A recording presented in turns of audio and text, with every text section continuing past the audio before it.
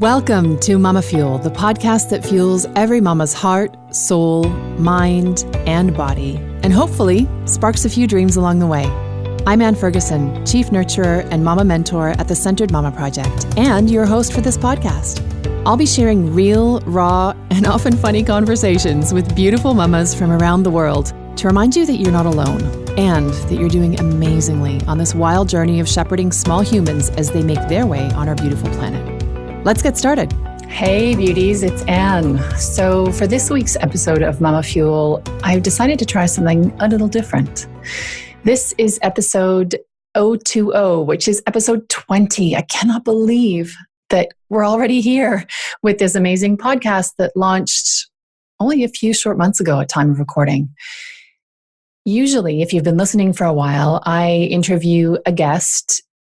It has exclusively been people that I know, people that I care deeply for, and who have a story or a message or simply an energy that I love and that I really wanted to share with you. And as I was getting ready to record episode number 20, a few people asked me if I would possibly record a solo show.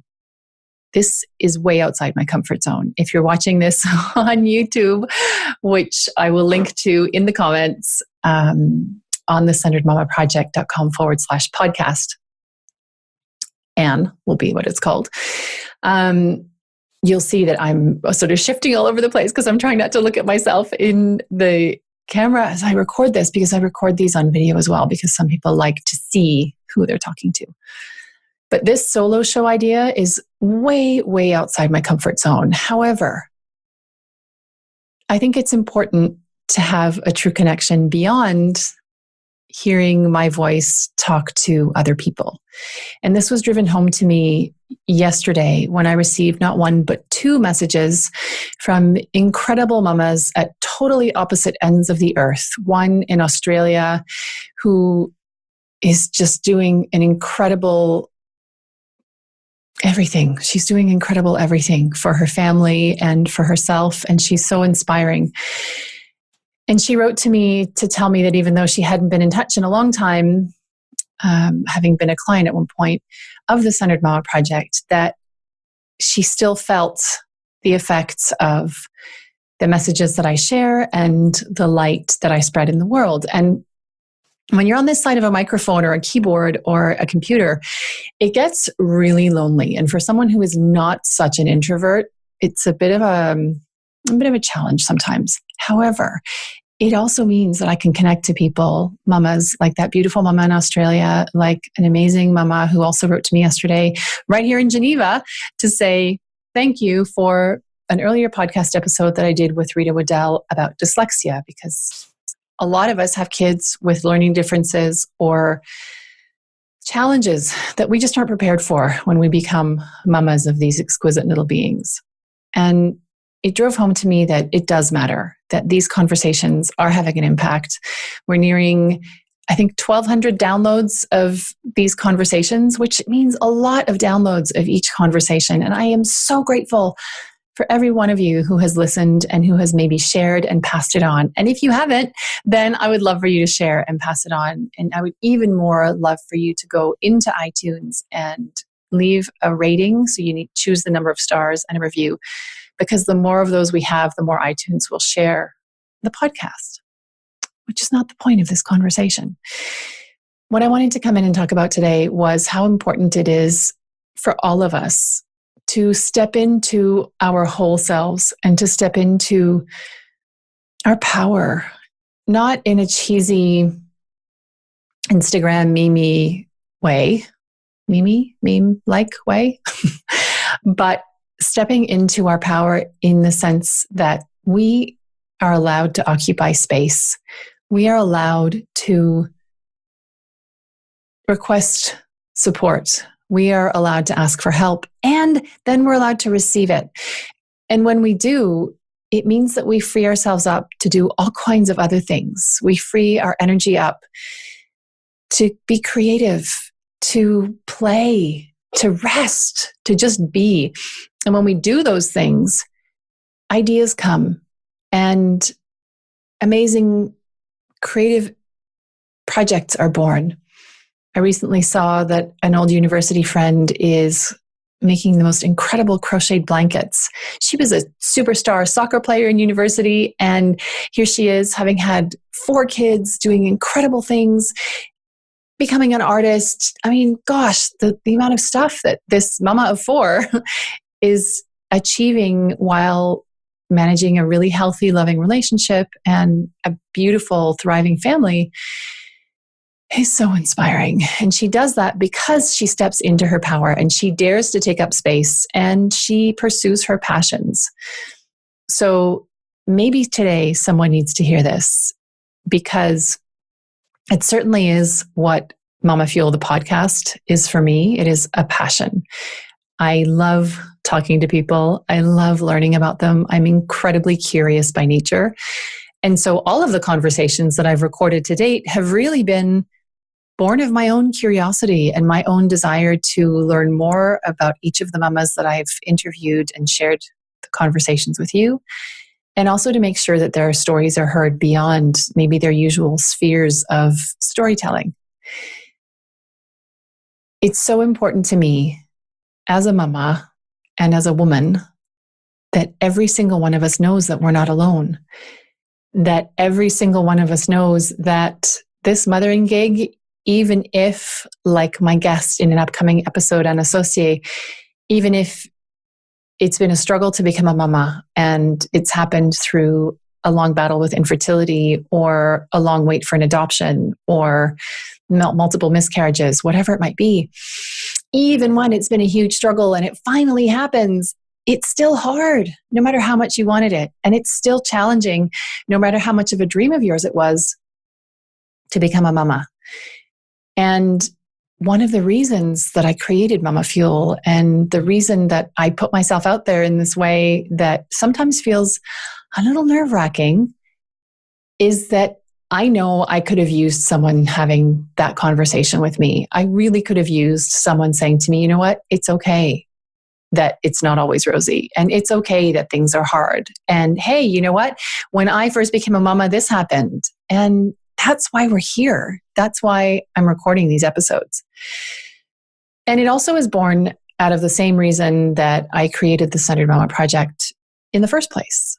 And that was completely selfishly driven, which was I had a really, really bad food poisoning, ended up in intensive care, didn't know if I was going to live to see the next day.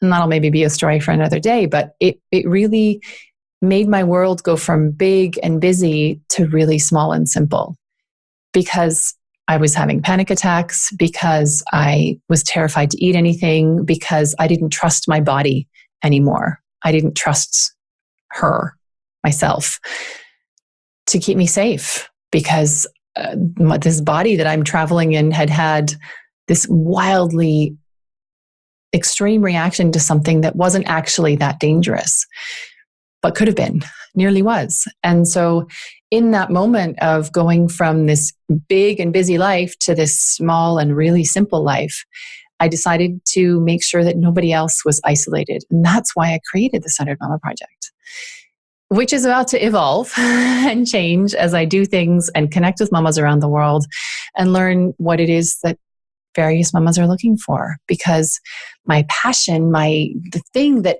means that I think about this podcast and mamas around the world constantly is that I don't want anybody to feel less than. I don't want you over there in your house, in your car, at school, on your walk, wherever you're listening, in the grocery store. I don't want you to feel like you are less than because you didn't brush your hair today, or maybe you haven't showered in 4 days, or maybe your kids are having cereal for the 3rd day in a row because you just can't be bothered, or maybe you don't have anyone to support you and things are really tough and you're doing your absolute best, but you feel ashamed to tell that to people and to ask for help. If I could, I would get my long arms into wherever you are and pull you in for the biggest hug, because I know that some of us live in really, really challenging situations, and it may be a challenge with a relationship, a romantic relationship. It may be a challenge with someone at work. It may be a challenge with not having work and needing it. It may be a challenge with health. either of our children, our partner, another relative, our own. We all have stuff going on that other people don't know about. And often we tend to not talk about it because there's this imagined super mama syndrome where it's important for us to appear on the outside glossy and together and okay. And often in order to maintain that appearance, we isolate ourselves. I sure did. It mattered tremendously to me to look together and okay. And in order to maintain that appearance, I made my world really small, partially because of the panic attacks and anything was, too many people and different situations and things that I didn't feel I could control were terrifying to me at the time. But also because I just was scared that if I let people in, if I let people see what I felt was the most incredible mess, that everybody would go away. And what I didn't see at the time was that people weren't there anyway because I wasn't letting them in. I wasn't letting them have conversations with me about just usual life stuff. I wasn't telling them that I was struggling. I wasn't saying, you know what? I'm lonely. I don't like being lonely. And letting them have that conversation back because I felt like maybe I would seem weak, or I felt like maybe they would be even more lonely and they would bring all of that stuff and I would get sucked into the vortex. And it's just the same thing. It's the fear of what happens if I become vulnerable. Will they not like me? Will they not understand me? Will they go away? They, whoever they are, the girls in the schoolyard from when I was 6, I don't know. Other moms at school, maybe. Colleagues, potential employers, potential clients, maybe. But this isolation of ourself that we quickly fall into and that I fell into, being a super social person, being mega outgoing, talking to anybody who comes near me, I'm happy to talk to, pretty much. Even with that personality and that approach to the world and my deep belief that fundamentally all people start out being really good and we all have that in us all the time. It's more our fear and our insecurities and our self-protection that cause friction and discord and anger and misunderstanding. Despite all of that, I still pushed people away and made myself this really solid, really thick glass tower in which I was dressed in my super mama outfit, pretending that I could take more on. Just give me more, just pile more stuff on. Give me more. And it eventually led to me crashing. My system couldn't handle some food that had become toxic. To be fair, it was toxic food, but I didn't know. But it could have just given me a tummy ache or, a night of unpleasantness in the bathroom, but it didn't. It actually sent me into intensive care. And that was my body's way of saying, this is not sustainable. This isn't working. You doing all of the things for your family and you holding it all together when things are really hard with extended family, with blended family, with being alone in a country that isn't yours and having no one around, with pretending that you're all cool and everything's handled when actually you just want to look at people some days and go, you know what, this really sucks, or this doesn't work, or I'm confused about this, or I'm lost. Because as someone who really, really, really deeply doesn't like to be told what to do, really, really deeply, it can be hard to open up and to share. But I've learned that I have to. And maybe you do too. The idea of this podcast, of MamaFuel, and of everything that I do through the Centered Mama Project is to get those conversations going, is to remove some of that fear so that we can be more real with each other. And there is really a movement starting to happen now amongst mamas. If you go online on Instagram or even in Facebook, there are more and more groups being formed. I've got a virtual village for mamas on Facebook. There are others, and some you will vibe with and some you won't. It's amazing. But it's happening because this is a real thing. Because women like me, women like you, Some of us are more extroverted. Some of us are more introverted. Some of us don't even know where to start. How do you make friends when you're an adult and you're not making friends through work, or when you move to a different country and you don't get the culture, or they don't get you, or you don't speak the language, or you're married to someone who doesn't get your culture because you have a different one? That's the case in our family. And fortunately, my husband gets my culture a lot. I don't always get his because it's different, right? Whereas he lived in North America. So for him, it's easier to get a degree of understanding that I maybe don't have so much because I've never lived in South America. So it's really, really challenging sometimes, especially when you're creating new relationships, to be vulnerable and to be real. But I've learned that it's the fastest way in. It's the fastest way to make true connections. It's the fastest way to make sure that you're not isolated and you're not alone. So that when life happens, because it does, amazing opportunities will come up and you'll need somebody to pick the kids up from school, or to, I don't know, take your teenager to a driving test, or to whatever, because you have this great opportunity and you don't want to let it go by. Conversely, crap stuff will happen. You'll have to take somebody who's fallen and maybe broken an arm to the hospital, and you don't want to take your other 3 kids with you. Or you have a meeting and you need somebody to get the child to the hospital and you'll meet them there. Whatever the thing is, we need each other. We need people and we need each other. And that is the whole difficult realization that I had, and that was behind the formation of the Centered Momma Project, which, as I said, is about to change. So this isn't a plug for that. But it's also what's behind these conversations in MamaFuel, the podcast. So this is a shorter episode because it's my first episode on my own. And as I record it, I'm conscious that all of the muscles around my throat are tensing up, and I'm feeling all kinds of feelings about doing this alone, because it's easier to share a conversation when there's someone else there than it is to share my thoughts. But I'm so passionate about this, and I know this to be true because every time I speak to any woman who is a mother about the Centered Momma Project and MamaFuel and my big passion to change the way that we treat ourselves, to be kinder to ourselves and more compassionate to ourselves and more loving to ourselves on a daily basis, with the way that we talk to ourselves, with the way that we move in the world, how we think about boundaries, how we set them. It's the basis for a program that I'm offering this summer. It's the basis for everything. I want to change how we treat ourselves for the better, so that we can then treat each other as mamas better, more kindly, more compassionately, with more acceptance and openness and curiosity. Because, oh my God, when we do that, that teaches our kids to do the same. It drops the fear of difference. It shortens the distances. It brings people closer together. And that seriously changes the world. And that's what we're all about. That's what I say we, me, myself, and I. Me and the me I'm hanging out with. That's why I'm here. That's what I want to do for you. I don't want anybody feeling isolated. So if you do, reach out to someone in your community, reach out to your neighbor, reach out to an old friend. Maybe you haven't talked to in a while and you have a story in your head that you can't reach out because it's been too long.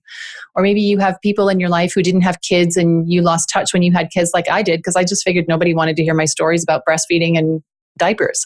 I was probably wrong, and I miss those people. And I probably am going to reach out to them now that my kids are a little bit bigger and there's a little bit more space and time. Whatever it is, reach out to me. You can come to the Centered Momma Project's virtual village on Facebook. You are so welcome there.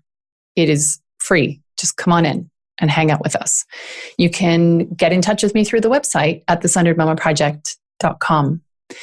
There's a contact page there. You can, just reach out to people. Don't let yourself get isolated, and know that we are all doing our best. And we are all imperfect. Oh my goodness. If you've listened to any episodes at all, you'll hear in probably just about every episode, I will talk about something that's happened between me and the girls that has been less than ideal, that I'm not supremely proud of.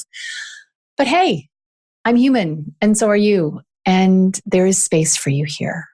And there is understanding for you here. And there is love and support for you here. So to celebrate this 20th episode of MamaFuel, I just wanted to come and talk to you heart to heart, really, and say that I see you. And I know that you are doing your best. And even if every minute isn't your best, that's okay. Forgive yourself. If you are loving your kids and if you are feeding them and cleaning them and taking them to activities, they are winning and so are you. Anything beyond that, I'm serious, especially if you have lots of them. Anything beyond that is such a bonus and isn't really necessary. Love them hard. Give them opportunities to grow. They don't have to cost a dime or a centime wherever you are, or a yen wherever you're listening from. They just want you and your love and attention and time, and so do you. That's all you need and want too, right? Your love and your attention and your own time for yourself. So I think I'm going to stop there, sending you masses of love and so many thanks for being with me on this journey of the MamaFuel podcast. It is such fun to record this podcast. I have great episodes lined up for the summer. I'm going away for the summer with my kids for 6 weeks, and we'll have Papa hopping in for a brief time. He'll be here at home in Geneva most of it. And we're going to be spending lots of time with family. So I'm really thrilled to have almost every single summer episode recorded at the time that I'm recording this episode. So I know that I will be in your earbuds or your speakers or whatever for the whole summer. And I'm just really excited to hang out with you. So if you're still listening, thank you. And if you haven't yet, I would love if you would go and leave a review at the iTunes platform. All you need to do is type in MamaFuel, all one word, and leave a star. You can click on reviews. You can choose the number of stars and then leave a comment below. Whatever iTunes store you're in, it's all good because I'm going to hunt them down and collect them all together. And the more we have, the more mamas are going to hear this message and get some love. Get some love. I really hope this podcast is fueling your soul and your heart and your ideas and opening up possibilities as you listen to every conversation that I have with the guests that I just adore. And I'm so grateful to be able to share with you. And I hope that you'll keep listening. Here's to the next 20. See you soon, love. Bye. That's it for today's episode of MamaFuel, the podcast. Thanks for listening. There's a lot more conversation, sharing, and real mama talk happening in our private Facebook group. To join us, go to www.thecenteredmamaproject.com/Facebook and make sure you say hi when you get there. If you like this episode, or if you know a mama who could use a little mama fuel, I'd love you to share this episode and to rate and leave a review. Every comment helps, and it is always a delight to hear from you. Thanks, and bye for now.